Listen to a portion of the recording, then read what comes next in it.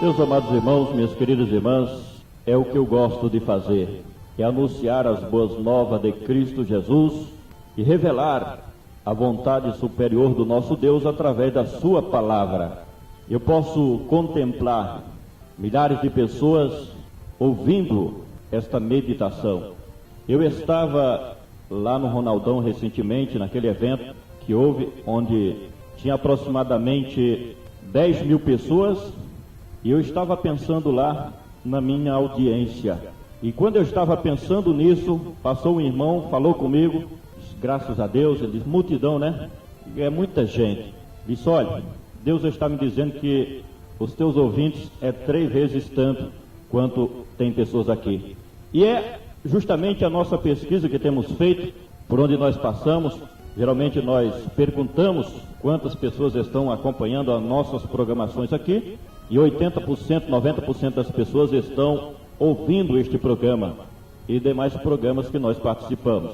Então nós temos conhecimento que 48 mil evangélicos das várias igrejas aqui na João Pessoa, em João Pessoa, e na Grande João Pessoa, 85 mil evangélicos adultos, membros das igrejas. Não se conta os congregados, mas membros das igrejas. De forma que é grande a grande gama da sociedade evangélica que está nos acompanhando agora. E eu agradeço a Deus.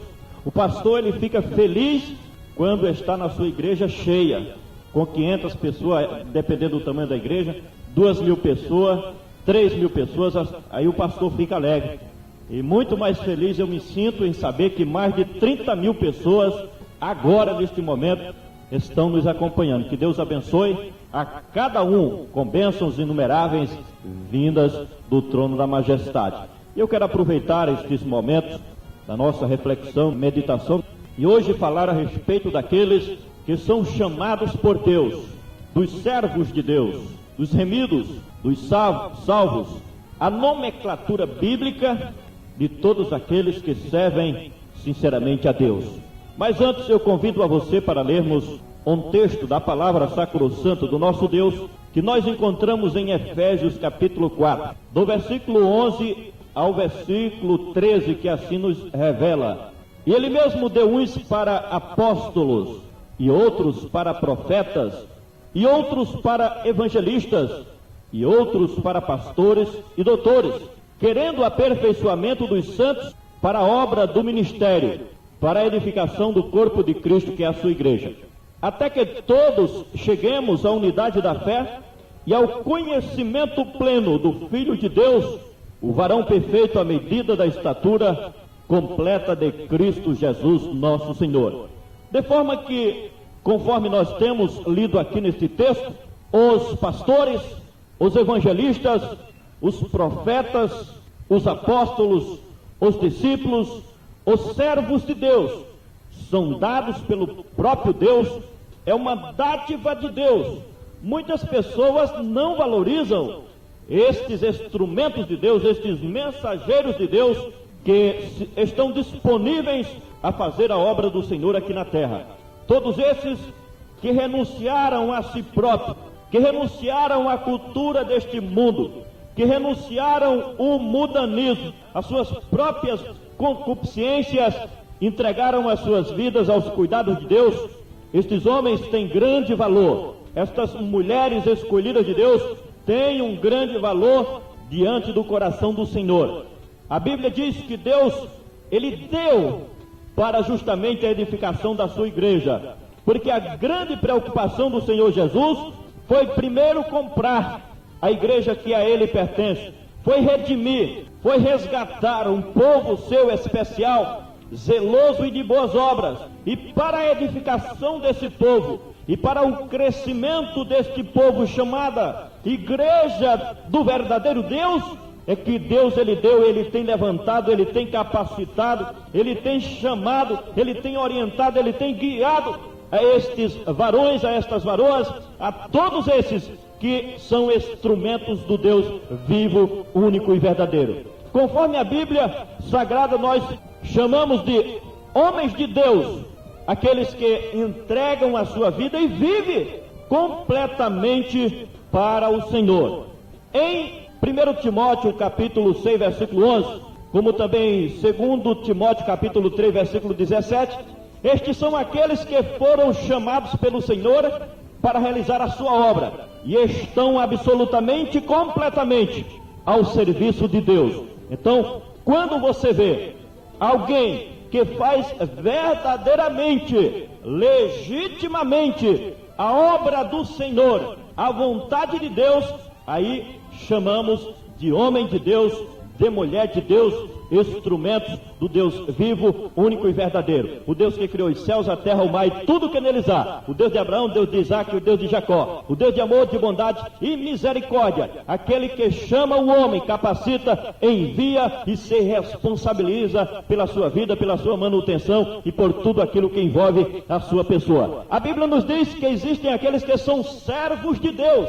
Mas por que são servos de Deus? Porque eles, como servos de Deus, não têm vontade própria, mas procuram em tudo obedecer ao seu Senhor e procuram ser fiel em tudo. Eles já não fazem mais a sua própria vontade. Eles não têm um destino que pertence ao mundo, não, nem também aos falsos guias que se apresentam perante a sociedade, mas porque são servos de Deus.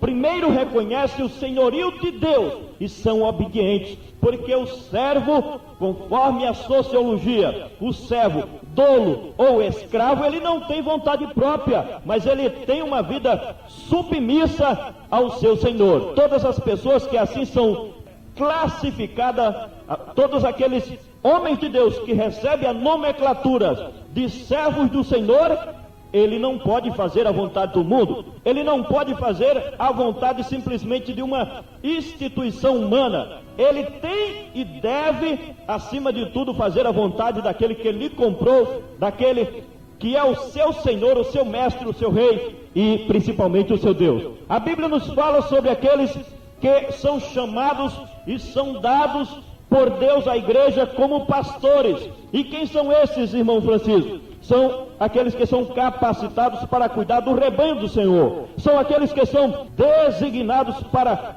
doutrinar ou ensinar ao povo de Deus. Tem como responsabilidade apacentar o rebanho do Senhor. Conforme nós encontramos no Evangelho de João, capítulo de número 21, do versículo 15 ao 17, onde o Senhor Jesus, ele pergunta para Pedro, se Pedro ama verdadeiramente após negar o Senhor Jesus, mas se ele ama ao Senhor, e Jesus lhe recomenda, apacenta as minhas ovelhas. Encontramos também em Hebreus capítulo 13, versículo 7 e o versículo de número 17, que nos fala dos verdadeiros pastores. É bem verdade que existem os falsos pastores, os falsos líderes, mas a responsabilidade da igreja é com os verdadeiros pastores que são chamados e capacitados por Deus para cuidar do rebanho. É tanto que o verdadeiro pastor, ele tem uma preocupação especial, peculiar pelo rebanho do Senhor. Ele procura saber o estado das suas ovelhas. Ele se preocupa quando uma ovelha falta ao culto, está fora do redil, ele vai ao seu encontro, quem sabe curar as suas feridas, quem sabe lhe aconselhar, porque ele tem uma preocupação com o bem-estar das ovelhas que pertencem ao rebanho do Senhor. Encontramos aqueles também que são chamados e classificados pela Bíblia Sagrada de evangelistas.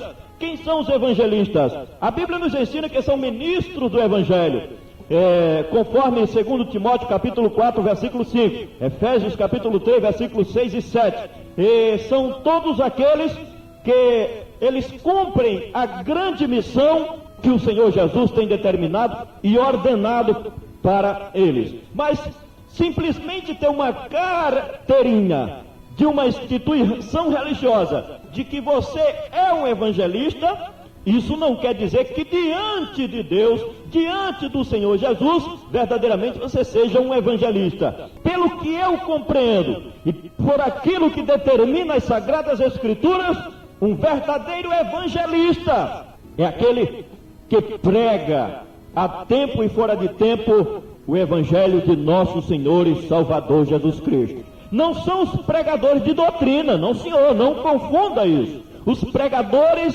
de doutrinas, aqueles que pregam apenas para os crentes, a Bíblia os chama de doutores ou mestres, Mas os verdadeiros evangelistas são aqueles que pregam o evangelho das boas novas aos que não são crentes, aos perdidos, aqueles que estão nas trevas. Este é um verdadeiro evangelista, é aquele que leva as boas novas àqueles que ainda não conhecem a Jesus. Aí sim, esses verdadeiramente diante de Deus são classificados de evangelistas. A Bíblia também fala sobre aqueles que são embaixadores de Cristo Jesus nosso Senhor, conforme nós encontramos na Bíblia em 2 Coríntios capítulo 5, versículo 20, Efésios capítulo 6, versículo de número 20 também. Assim nós aprendemos que os embaixadores são verdadeiros representantes, é um poder, uma autoridade delegada por alguém sobre alguém. Por exemplo, o nosso Brasil tem embaixadores nos Estados Unidos da América, o nosso Brasil tem embaixadores na Alemanha, o nosso Brasil tem embaixadores no Japão, na China. Estes embaixadores, existe uma embaixada lá em cada país e existem delegados pelo nosso presidente da República, embaixadores que o representam em outros países. Assim acontece com os verdadeiros servos de Deus, que são classificados de embaixadores. Por quê? Porque aqui na terra representa o próprio Cristo Jesus, nosso Senhor. É tanto que, quando nós olhamos na face e quando nós conhecemos principalmente a verdadeira vida de um homem de Deus, de um servo de Deus, de um embaixador de Cristo, nós, quando olhamos para ele, quando conhecemos a sua vida, automaticamente lembramos da pessoa de Cristo. Por quê? Porque de fato e de verdade, ele representa o Rei do Universo, o Senhor Jesus Cristo, aquele que é, que era e que há de vir. A Bíblia também nos fala, meus amados irmãos, a respeito dos discípulos. E quem é discípulo? Discípulo é aquele que segue. Todo discípulo de Cristo é aquele que primeiro aprende os mandamentos do Senhor Jesus Cristo e depois ele tem prazer, ele tem alegria na sua alma em seguir os mandamentos de Cristo Jesus, nosso Senhor.